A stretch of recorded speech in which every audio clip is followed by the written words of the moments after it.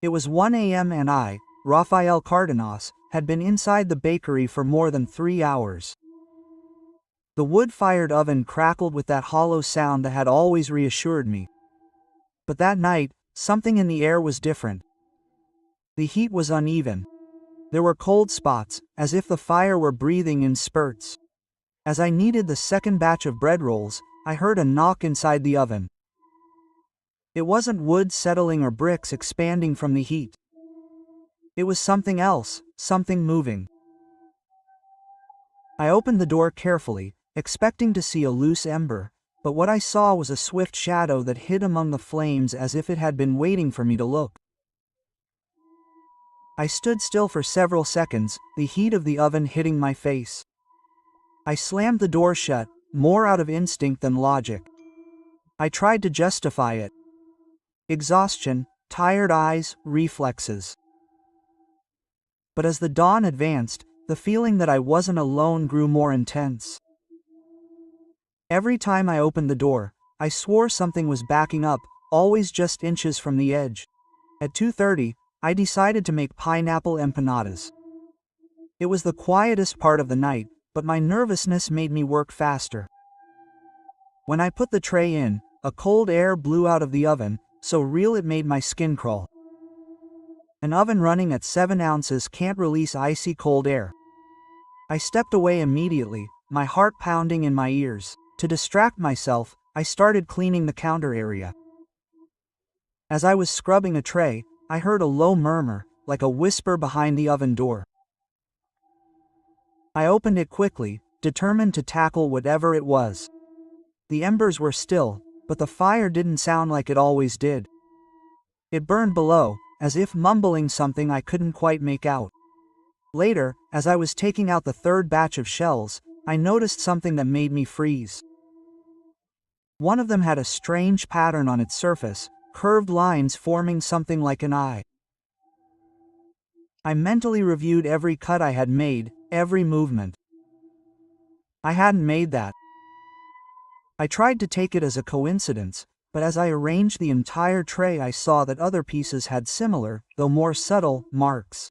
I decided to step outside for a moment to get some fresh air in the alley. The early morning was cold and the neighborhood was silent. When I returned, the bakery was the same, except for one detail. The oven door was ajar. I had left it tightly closed. I walked slowly, feeling the floor creak more than usual. I put my hand on the metal door to close it, and the heat I felt wasn't that of the fire. It was an uneven heat, as if something were stuck to the metal from the inside. I closed it without looking and continued working, avoiding getting too close, but every few minutes I heard a knock from inside the oven. It wasn't loud, but it was constant, as if someone was pressing on the walls with their knuckles. At 4:15, unable to bear it any longer, I turned off the fire prematurely. Normally it took almost an hour for the temperature to cool down, but this time the silence was immediate. The oven stopped creaking, stopped blowing, it was as if it had ceased to exist. The stillness did not reassure me. It scared me. I thought that by taking out the ashpan I would be able to see if there was anything strange inside. I opened the door just a few inches, and at that moment a shadow slid towards the entrance of the oven, stopping exactly where I was looking. It had a humanoid shape, but without details, like a silhouette made of thick smoke. I immediately stepped back, tripping over a sack of flour. I closed it again, and that was the last time I went near the oven that night. The next morning I arrived at the bakery determined to understand what was happening. I slept badly, waking up several times with the feeling that someone was walking around my bed, although every time I turned on the light, there was nothing. I thought it was paranoia, until when I opened the door I found something that took my breath away. The oven door was wide open, completely cold. I had left it closed, and the oven, even when it was turned off, never felt cold at dawn. I turned on the lights and advanced cautiously. There were no sounds, no moving shadows, but the bakery did not feel empty. The air was heavy, laden with a smell of damp ash that I had never smelled before. I wanted to avoid looking inside the oven, but my eyes ended up falling there. There was no fire, but something was moving in the background, as if the invisible heat was deforming the air. I decided to ask for help. I walked to the house of Don Rogelio, the neighbor who always came by for buns. I told him everything, the shadows, the marks, the cold air. He listened in silence, frowning. "That oven is not normal, Raphael," he finally said. "Your grandfather got it from an old place. Too old. There are things that should not be awakened." I regretted having told him.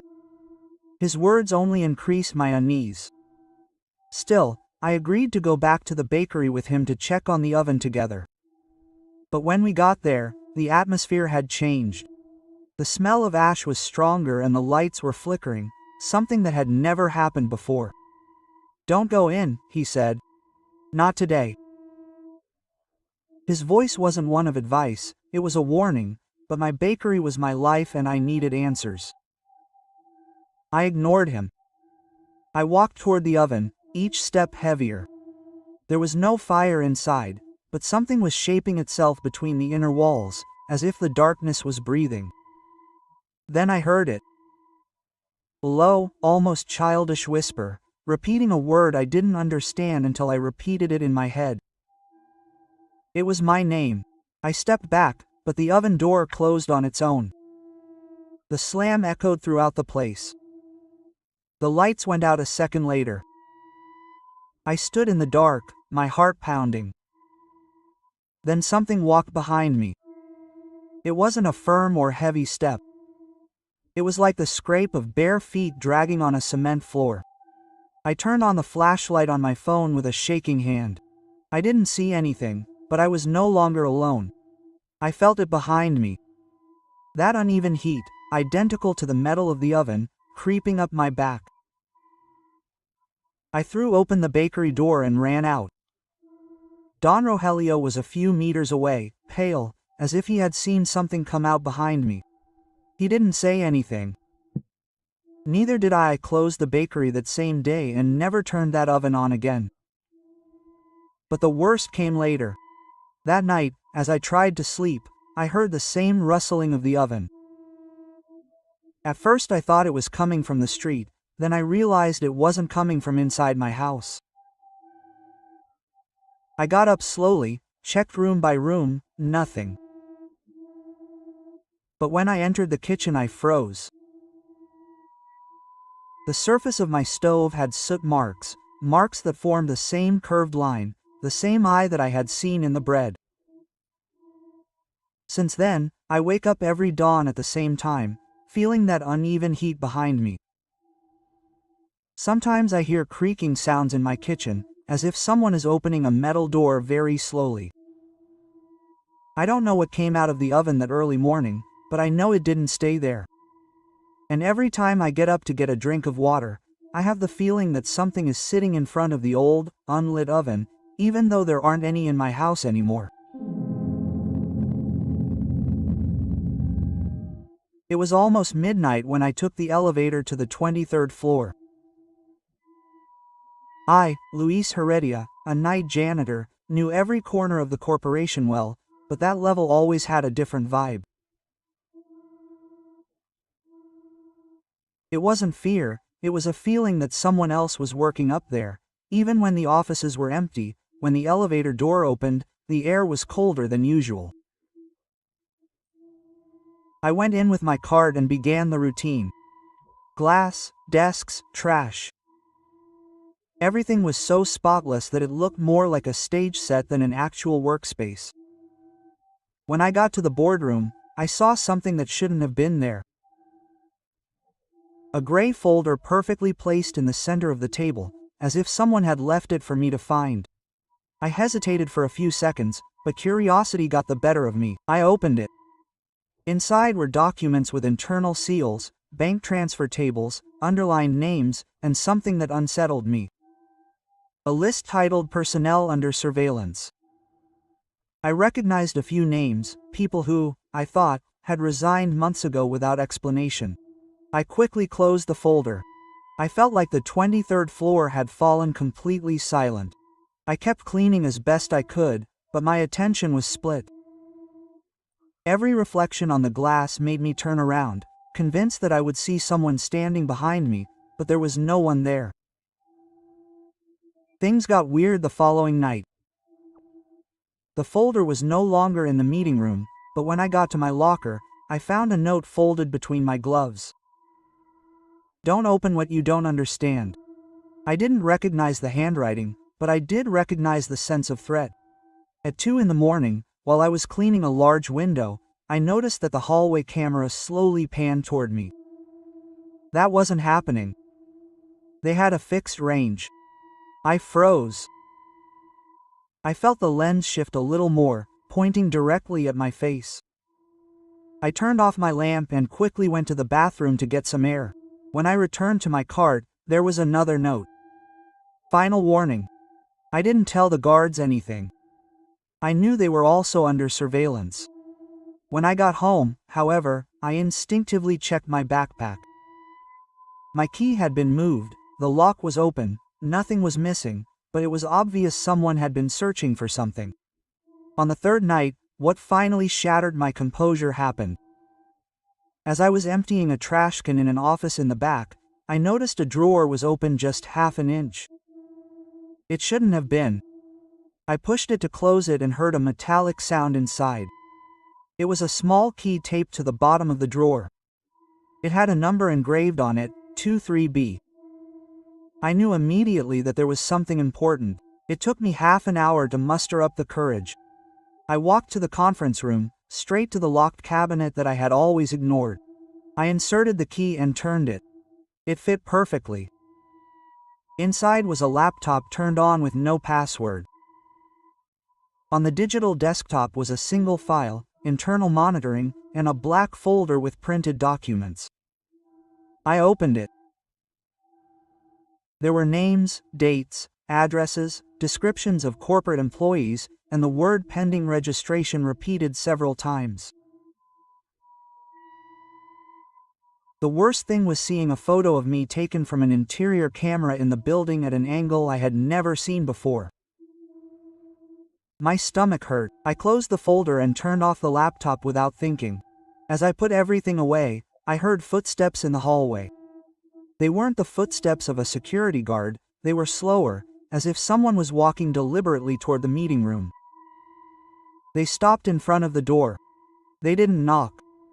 They didn't speak, they just stood there. I turned off the lights, took a deep breath, and waited. I don't know how much time passed. When I finally got out, the hallway was empty, but I felt like someone was watching me from a dark corner. That was the night I understood that the 23rd floor wasn't just an administrative level. It was a place where things weren't kept, they were buried. I returned to the 23rd floor the next day with the feeling that something was going to happen to me.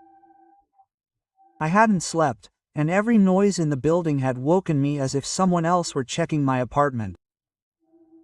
When I got to the guardhouse, I noticed something that made me even more uneasy. One of the guards avoided looking at me. It was as if he knew exactly what I had seen. I got into the elevator with a tight stomach. When the doors opened, the air on the 23rd floor was different, cleaner, too clean, as if all traces of what happened the night before had been erased. The closet was closed, the desk spotless, not a single mark. But as I searched the offices, I found something in my cleaning cart that hadn't been there before. The same gray folder, the one I had seen the first day, only now it had a note taped to the cover. "You don't have time to stop him now." I threw it to the floor without thinking. My mouth went dry. At 3:14 in the morning, my radio buzzed. It didn't ring, no call came. It just buzzed, as if someone was holding the button down without speaking. Then a deep, almost whispered voice said, "Office 23C, now." The channel they were using was blocked for cleaning staff. There was no reason for me to receive messages there. I walked toward the designated office, feeling like every step brought me closer to something I would never forget. When I got there, the light was on, the door was open, and inside, sitting behind the desk, was the night manager, someone I almost never saw. But he wasn't alone. 2 men in black suits, no name tags, no identification, flanked him. Both had their hands folded in their laps. "Stay still, too still." "Sit down, Luis," the manager said tonelessly. I stood. I couldn't move. One of the men bowed his head slightly. "We know you found things that didn't belong there," he said in a voice so calm it chilled me more than a scream. "And we know you opened a file you shouldn't have." I didn't ask how they knew. It didn't make sense. The other guy continued. "Nobody wants trouble here, but witnesses tend to disappear. We don't want that for you. We want you to keep working, to not remember anything you saw." My hands shook. I felt like my throat was closing up. "The folder," the first guy added. "Don't touch it again. Don't mention it again, and don't look for the people in there." They slipped me a document to sign. I didn't read it, there was no point. I signed it to get out of that room alive. When I opened the door to leave, I heard one of them say, "You know where he lives." I don't know if he was talking to me or to the manager. I left the office without looking back. Outside, the early morning air hit me as if I had been locked up for days. I walked to my apartment with the feeling that someone was coming after me, always a few steps away. Always invisible. When I got there, I confirmed it. My door was closed, but the lock was loose. Inside, nothing was missing, nothing was broken, except for one thing. The hiding place where I had kept my copy of the folder was empty, and in its place was a photo of me taken inside the building's elevator. A photo that I didn't remember anyone taking. I haven't returned to the corporation since that night. I left Santa Fe and looked for work elsewhere. But sometimes, when I think I hear footsteps behind me in an empty hallway, I remember what those men told me. Witnesses tend to disappear, and although I try to ignore it, I know they didn't let me go. They're just watching me from further away. It was Thursday, almost 11 a.m., when I, Hector Maldonado, a taxi driver for 11 years, settled into my seat and started the car. At that time, the city seemed different. Less noise, more shadows, more corners where the light never reaches. I've always said that driving at night teaches you to distinguish between people and what isn't people. But it all started before I knew anything was wrong. The first sign was a girl I picked up on Roma. She was wearing a dark coat and her hair was tied back as if she had just come from a fancy dinner. She gave me an address in Lalpan, a long but well-paid ride. She spent the entire trip in silence, staring out the window as if searching for something in her reflection. It didn't bother me. I'm used to it, but when we got to the address, when I turned around to tell her we had arrived, the seat was empty. I didn't hear any doors, I didn't see any movement, it was just me, the cold air coming in through the window, and a faint perfume still lingering in the car. I checked the taxi's internal cameras, convinced that she had gotten out earlier without me noticing. But there was nothing, an entire trip with her sitting in the back. And then, in the last seconds, she disappeared. I tried to forget the incident, but I couldn't. 2 nights later, something similar happened to me. An older gentleman got on near Bella's Arts. He seemed calm, even friendly. He told me he was going to meet up with someone in Iztapalapa. During the ride, he didn't speak again, only sighing every now and then, as if the city weighed on him. When we arrived, the seat was empty and an old hat rested where he should have.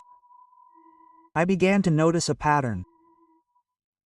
Passengers who disappeared always left something behind, a scarf, a bottle, a forgotten piece of clothing, as if they wanted me to remember they were there, even though they couldn't physically show it. One night, near La Merced, a woman got on the bus wearing a white dress too thin for the cold. Her hands were shaking. I offered her some complimentary water that I always carry in the car. She accepted it but didn't take a sip.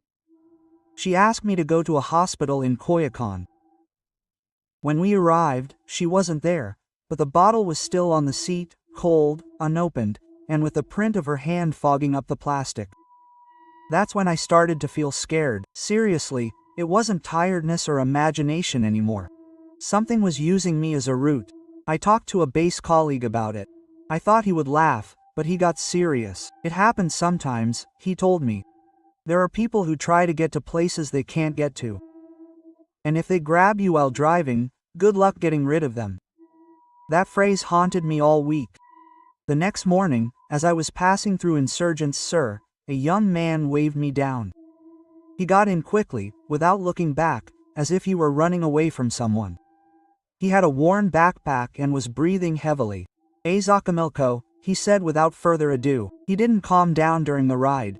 He looked out the window, then in the rearview mirror, then at the floor of the car, as if he expected something to appear at any moment. When we reached the indicated house, which was about to fall apart with its worn paint, I turned around to collect the money. There was no one there, no backpack, no sound of a door knocking, nothing, just a note folded on the back seat. I took it with a trembling hand. It had a phrase written in haste, almost scratched on the paper. "Thanks for the ride. You'll get there soon too." I felt a chill that had nothing to do with the night. I put the note away, locked the doors, and left the shift right there, without stopping by the base, but that wasn't the last sign. In the rearview mirror, as I started the car, I saw the back seat sink slightly, as if someone was getting in to continue the journey. After reading the note, I didn't look at the back seat again. I couldn't. I started the car with my heart racing, convinced that at any second something was going to touch my shoulder.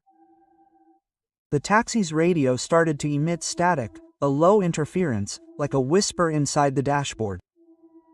I turned up the music volume to ignore it, but the static was still there, mixed in with the songs. The avenues felt longer that early morning. Each stoplight seemed to stop longer than usual. I avoided looking in the rearview mirror, but every now and then I felt the weight of the seat lower, as if someone was leaning forward, trying to see over my shoulder. At a roundabout, the car tilted slightly to the right, as if someone had moved. No one was there, but the passenger's seatbelt was stretched taut. I got home without going through the base. I parked the taxi in front of the building and stood there, barely breathing. I didn't know whether to turn off the engine or just run. Finally, I turned everything off and forced myself to turn around. The seat was empty, but there was something new, a line of steam outlining the silhouette of a head leaning against the window. Just like when a passenger falls asleep. I didn't sleep that night. I checked the note 100 times. The sentence seemed more like a warning than a message. In the morning I went to the base and spoke to the manager. I told him everything, hoping he would believe me or at least give me some advice. He just looked at me with an uncomfortable seriousness. "There are routes that you take even if you don't want to," he told me, "and some passengers aren't looking for a destination, they're looking for company." No, I went back to work, changed my hours, requested shorter routes, and even considered quitting taxis altogether. But the first time I worked during the day, as I drove along a viaduct, I heard the unmistakable sound of a seatbelt being tightened in the back seat. I accidentally glanced in the rearview mirror and the seat had sunk slightly, as if someone was adjusting to continue the journey with me. Ever since then, I drive with the mirrors tilted down. I don't want to see who or what is still getting into my taxi. But I feel it, every time I brake, every time I turn, every time the weight of the car shifts without explanation. And the worst thing is not that I don't know who it is, the worst thing is that it always silently chooses the same spot, right behind me.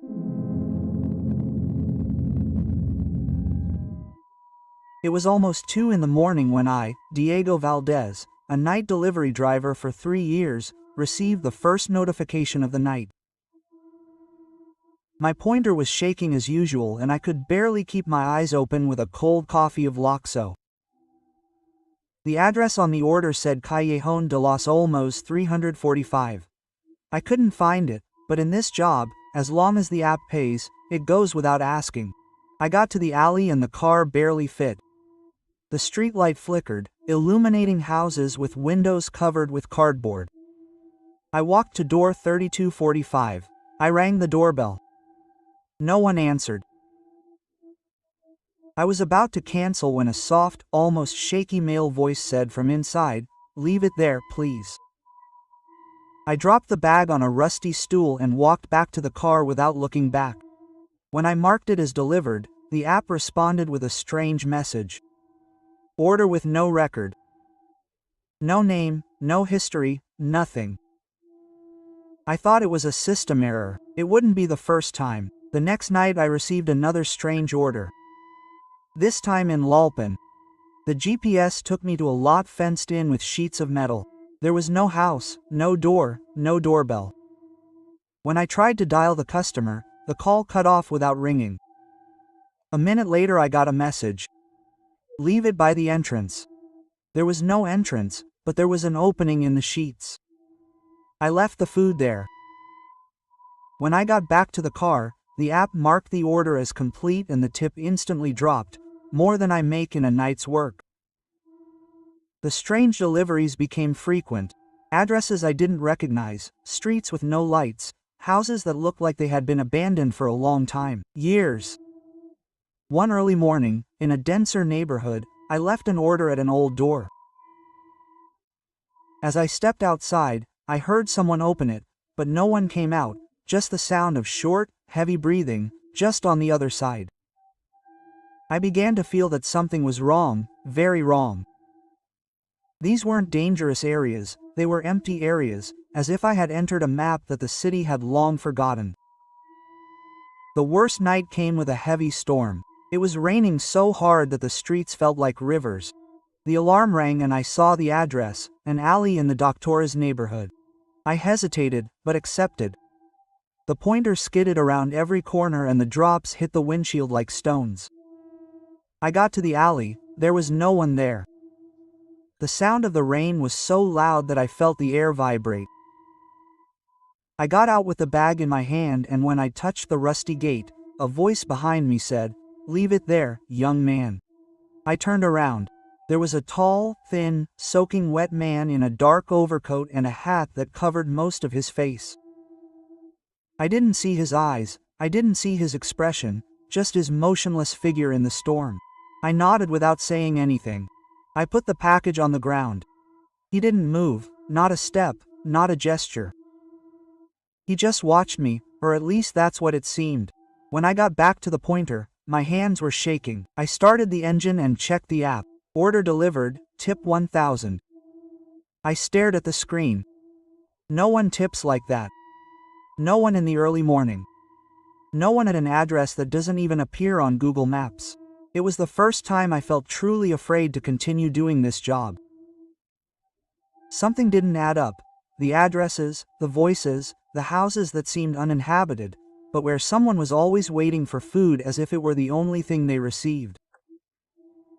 And although I didn't want to admit it, with each delivery I had the same feeling. That I wasn't delivering food, but feeding something I didn't want to see. The next day, with the sound of the storm still in my ears, I decided to talk to Marco, another delivery man who had been traveling around the city for years. We met outside a small restaurant where he always had breakfast after his shift.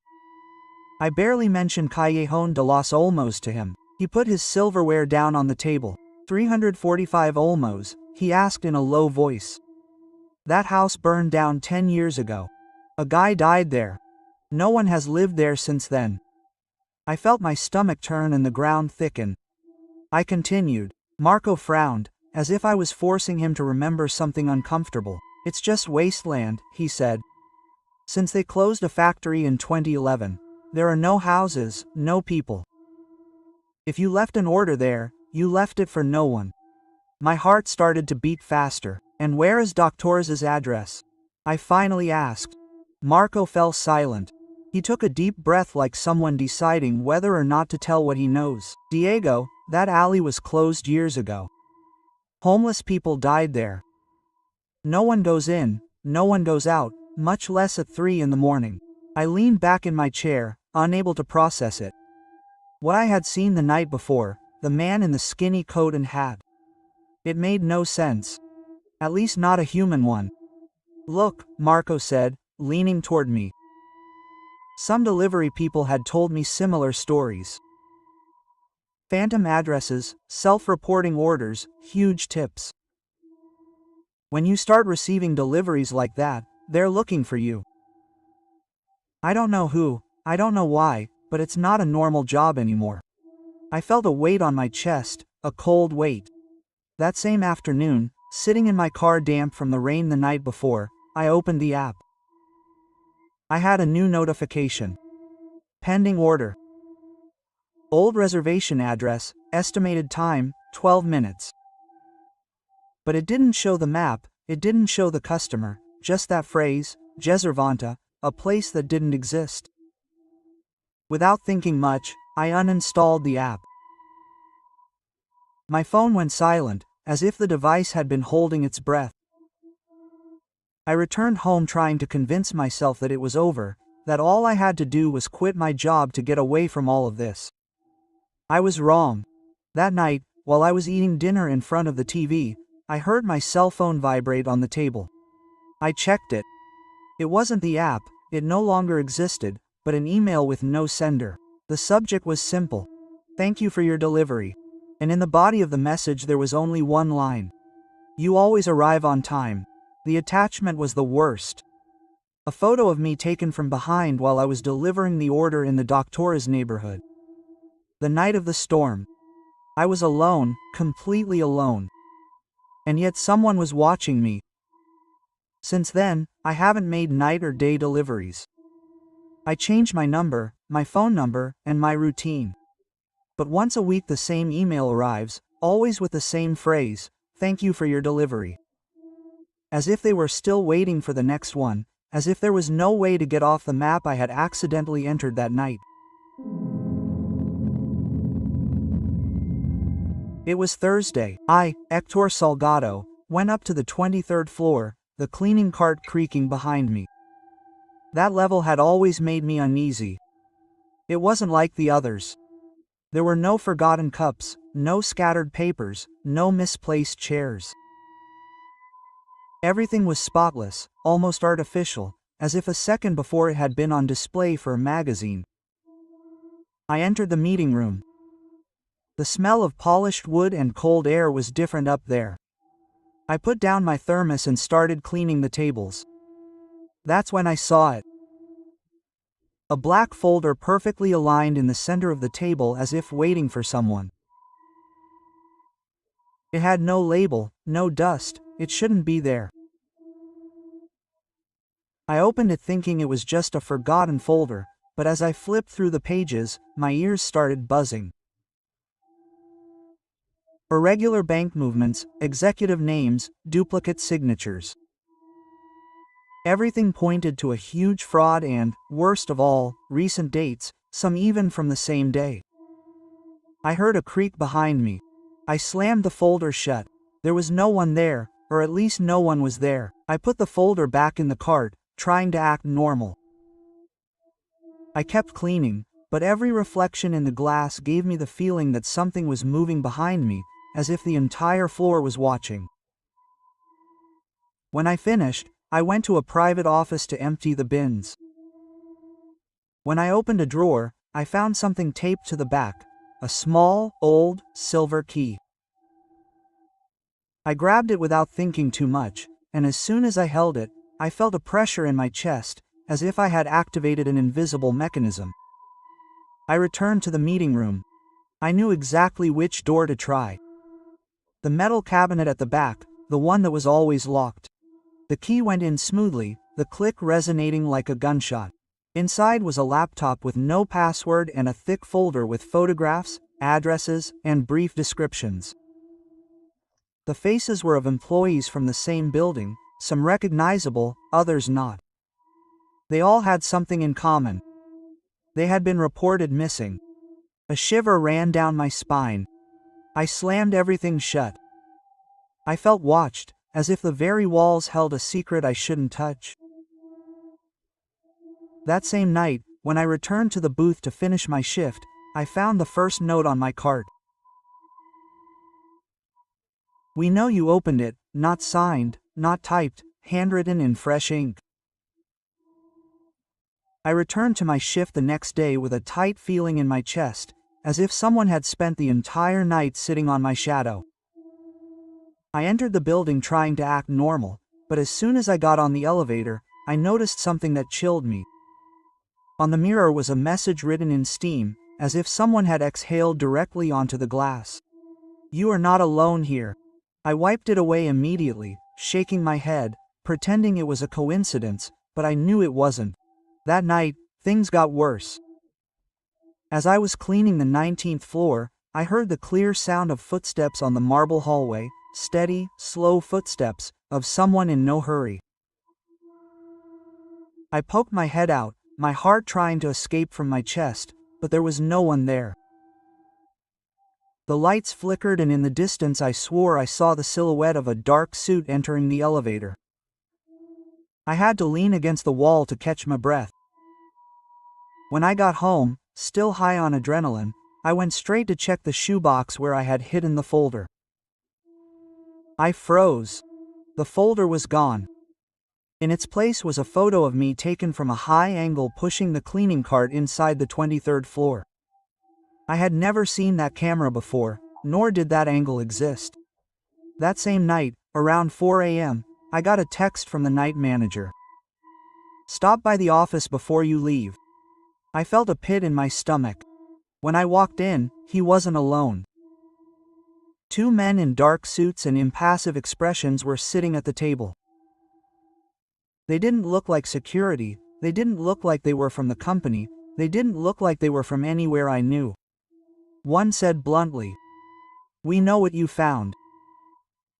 The other placed the folder, the same one that had disappeared in front of me, neatly closed, as if it had never left the building. "Witnesses tend to disappear," the first one continued. "But you can still decide." My throat was dry. No words came out. "Copera," the second one said, leaning in slightly. "Forget what you saw. Don't say anything, keep working and there won't be any problems." The night manager avoided my gaze. I knew I was already lost. When they let me out, my legs were barely responding. I didn't finish my shift, nor did I go back for my things. That same morning I resigned, threw my uniform in a black bag and went to a town far from the city. I left behind everything that could give me away. Routines, routes, friendships, phone numbers.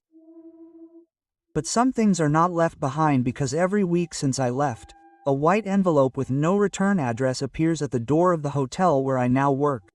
It always has a single sheet of paper and always says the same thing: "Thank you for your silence." Sometimes I think I see dark suits among the tourists, shadows in the windows, faces behind the glass, as if the 23rd floor is still with me piece by piece, note by note. I don't know if I was a witness, an accomplice, or simply a hindrance. I just know that that building doesn't forget and that I don't sleep with the lights off anymore.